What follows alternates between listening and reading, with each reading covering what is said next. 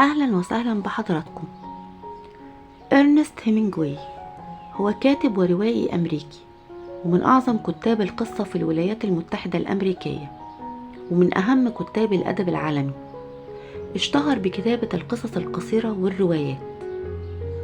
ولد إرنست هيمنجواي سنة 1899 في ولاية إلينوي الأمريكية. كان والده طبيب وله اهتمامات بالتاريخ والصيد، أما والدته فكانت مهتمة بالموسيقى. خاض هيمنجواي الحياة المهنية في وقت مبكر، فعمل صحفي في جريدة كانساس ستار، ثم متطوع في الصليب الأحمر الإيطالي في آخر الحرب العالمية الأولى، وأصيب في تلك الفترة بجروح بليغة، وأمضى في المستشفى شهور طويلة، وتعرض للعديد من العمليات الجراحية، وكان ذلك سبب في حصوله على ترقية برتبة ملازم مع وسام الشجاعة. وفي سنة 1921 عمل مراسل لصحيفة تورنتو ستار الكندية في شيكاغو. وفي سنة 1922 هاجر إلى العاصمة الفرنسية باريس، حيث عمل مراسل أيضا، وأجرى مقابلات مع كبار الشخصيات والأدباء.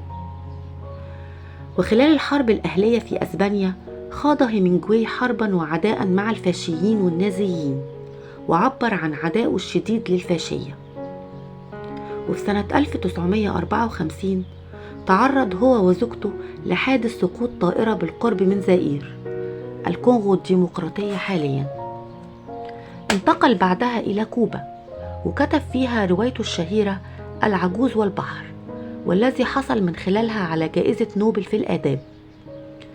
لكنه في تلك الفترة بدأ يعاني من اضطرابات عقلية، وفي سنة 1962 انتحر ببندقيته، وتحول منزله في كوبا إلى متحف يضم مقتنياته. من أهم أعمال هيمنجواي رواية وداعا للسلاح، الموت بعد الظهر، تلال أفريقيا الخضراء، لمن تقرع الأجراس، عبر النهر نحو الأشجار،